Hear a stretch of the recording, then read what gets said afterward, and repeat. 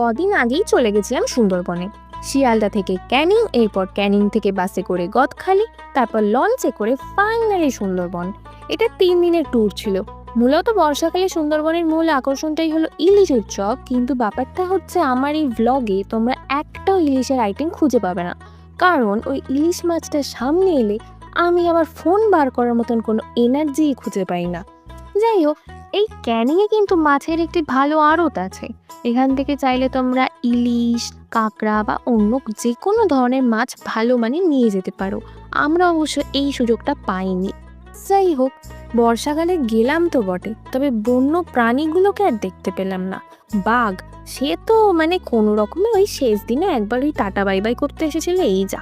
যাই হোক, খুব লাকি না হলে কিন্তু এটা ভীষণ মুশকিল। আমরা মোটামুটি সবই পেয়েছি, তবে খুব কাছ থেকে আর কি কিছু পাওয়া যায়নি। যাই হোক, সবাইকে ধন্যবাদ এতক্ষণ ধরে ভিডিওটি দেখার জন্য।